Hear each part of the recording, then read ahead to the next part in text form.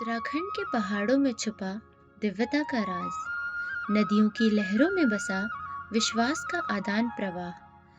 यहाँ की संगीनी रीति रिवाज, यहाँ का खान पान, आत्मा को छू लेने वाली इन्हीं की वो साधना शैली कान। उत्तराखंड, जिसे देवभूमि यानी देवों की धरती कहा जाता है, भारत में हिमालय की गोद में बसी एक ऐतिहासिक, सांस्कृतिक और प्राकृतिक समृद्धि से भरा राज्य है। यहाँ की प्राकृतिक सौंदर्यता, आराध्य तीर्थ स्थल और पर्यटन स्थल लाखों दर्शकों को आकर्षित करते हैं। इन्हीं आराध्य तीर्थ स्थलों में से एक प्राचीन सिद्धपीठ मां सुरकंडा देवी का मंदिर है। मनोहारी हिमालय श्रृंखला के मध्य में प्राचीन सुंदरता के बीच ये पवित्र मंदिर सदियों से आस्था का प्रतीक रहा है और भारत के 51 शक्तिपीठों में से एक है। ये देवभूमि उत्तराखंड के टिहरी जिले के कद्दूखाल के सकलाना रेंज में मौजूद है। ये सुरकुट पर्वत पर समुद्र तल से 9,995 फुट की ऊंचाई पर स्थित है। ये मंदिर देवी दुर्गा को समर्पित है। इस मंदिर के संबंध भगवान शिव की पत्नी माता सती से जुड़े हुए हैं। सिद्धपीठ मां सुरकंडा देवी मंदिर के पौराणिक उल्लेख के अनुसार जब राजा दक्ष ने हरिद्वार के कनखल में यज्ञ का आयोजन किया तो उसमें उन्होंने सभी देवी देवताओं को आमंत्रित किया, लेकिन उन्होंने अपनी पुत्री सती और भगवान शिव को आमंत्रित नहीं किया। जब सती को ये बात पता चली तो उनका मन वहां जाने को व्याकुल हो गया। भगवान शिव के मना करने पर भी शिव जी की पत्नी और राजा दक्ष की पुत्री यज्ञ में चली गईं। वहां शिव जी का अपमान हुआ और माता सती यज्ञ कुंड में कूद गई।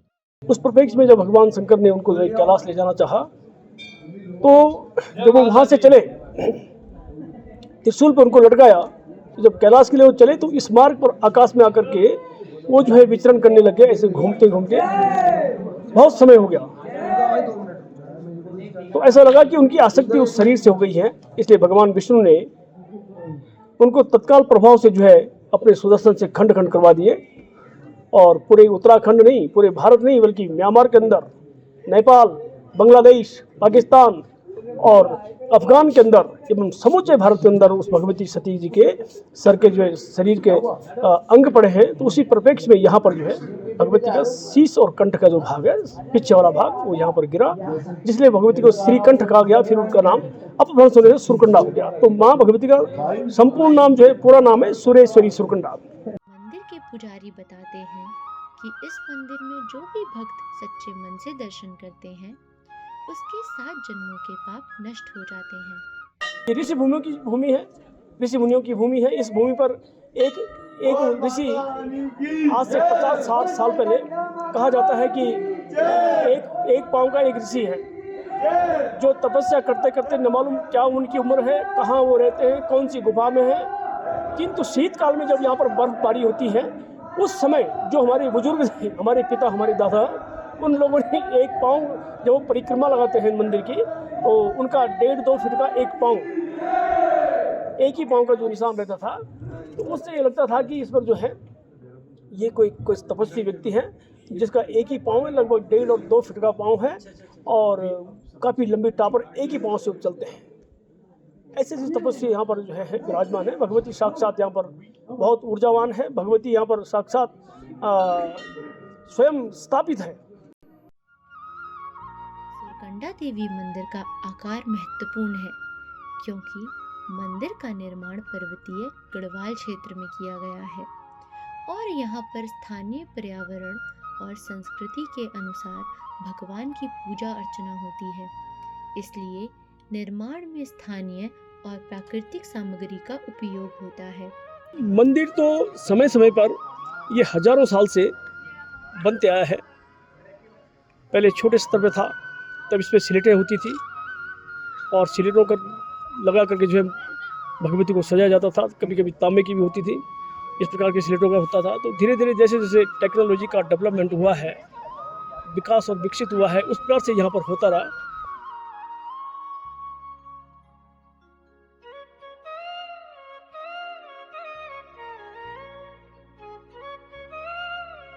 इस मंदिर की दीवारें पत्थर की बनी हैं, जबकि छत पर लकड़ी की टाइलें लगी हैं।